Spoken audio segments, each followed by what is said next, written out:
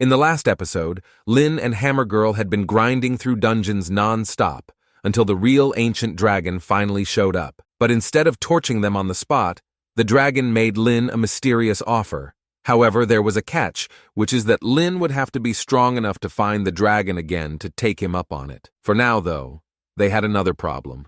A bunch of demons and dragons were waiting for them outside. As we picked up where we left off, the moment Lin and Hammer Girl teleported out, they were attacked. Human professionals quickly jumped in to protect them, sparking a three-way battle. The enemies screamed about wiping out every last human, but Lin just turned to Captain Jiang and gave a little nod, as if to say, "Let's wrap this up." Jiang caught the hint, grinned, and signaled his team's shadow mage, who raised her staff and cast an anti-flight spell. The skill struck the demons and dragons mid-air, sending them plummeting to the ground in panic. Both sides were stunned but not too worried, as they knew skills like this will only last less than a minute. However, just seconds later, a massive skeletal army swarmed in, with skeletons rising from the ground. Either way, 1 minute was all Lin needed.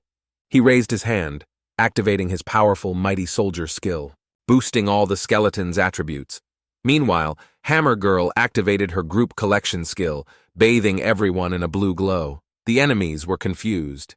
Her skill didn't seem to do any damage, so what was it? Before they could figure it out, the skeletal warriors and mages launched their onslaught. Captain Jiang let out a cold laugh, declaring, "It's over." When the female captain asked why, he explained that whenever Lin used his primordial rune skill, it was game over.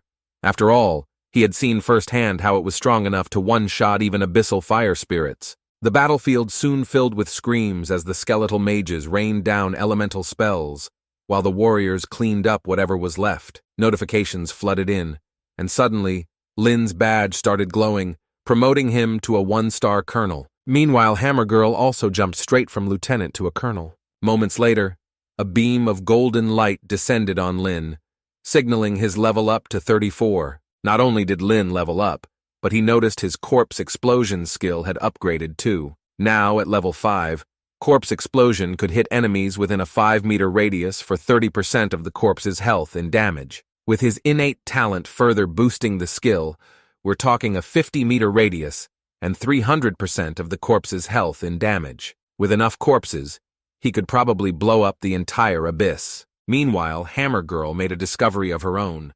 Her collection skill actually worked on dragons and demons too. System notifications informed her that she'd collected demon core shards, which could shroud the user in an abyssal aura for an hour. She'd also snagged some low-grade dragon blood essence, useful for brewing potions or crafting special gear with the help of alchemists and blacksmiths. Lin was a bit taken aback, realizing he'd defeated countless enemies and never seen anything like this. Turns out, her collection skill was the real loot hack, and this new haul would be invaluable if he ever needed to venture into the abyss world. The human professional stood in stunned silence. What should have been a fierce battle had ended in a flash, with Lin wiping out everything in under a minute. Captain Jiang, naturally, took it in stride. He was one of the few people who knew what Lin was truly capable of. The female members of the Galan Guild, meanwhile, were buzzing, realizing Lin had just used a primordial rune skill, and at only level 34?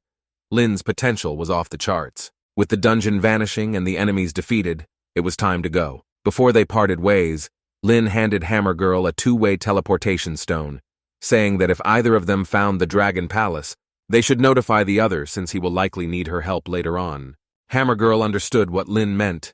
It seemed he was ready to leave. Lin explained that the dungeon here had already disappeared, and he still had other tasks his teacher had assigned, so it was time to say goodbye. After running dungeons with him at breakneck speed, she'd had an experience like no other. Watching his figure fade into the distance, she clutched the teleportation stone he'd given her tightly. Her captain walked over with a smirk, teasing, "A little reluctant to see him go, huh?" Startled, she blushed and told her captain to stop talking nonsense. Seeing her reaction, the captain's grin only widened, sparking laughter from the other girls on her team. They all began teasing her, grinning knowingly. She quickly tried to explain, saying that running dungeons with Lin was, well, unique, intense, and maybe even a bit addictive. Her words piqued everyone's curiosity, and they crowded around, eager for more details. After all, finishing that dungeon in just half an hour? Unheard of.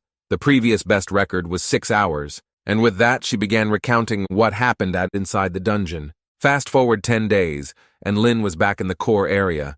Along the way, he ran into a few demons and dragons, but the second they spotted his badge, they fled for their lives. Lin didn't bother chasing them. Not that he could catch them anyway. He started to wonder if word about him had spread. What really bothered him, though, was his inability to fly, which was becoming a real hassle. Meanwhile, in the abyss, the space twisted and warped until a massive single eyeball appeared, calling out for the succubus queen. She eventually floated over, yawning and looking drowsy, and casually asked if he had any idea of the consequences of disturbing her sleep. The flame demon lord huffed in irritation, asking if she was aware that Lin was in the eternal trial grounds. She lazily replied that she knew, and the flame demon lord grew furious, demanding to know why she hadn't told him. She laughed, saying she had no obligation to inform him, and then questioned exactly what gave him the right to speak to her that way. Hearing that, the giant eyeball immediately backed off, looking more than a little afraid. The succubus queen chuckled, adding that with courage like his, he should think twice before messing with her. She'd forgive him this time, but if he crossed her again, he could say goodbye to that big eye of his. The flame demon lord didn't dare talk back, but he couldn't resist asking, in a cautious tone, why she hadn't sent someone to kill Lin, or at least shared the information with him.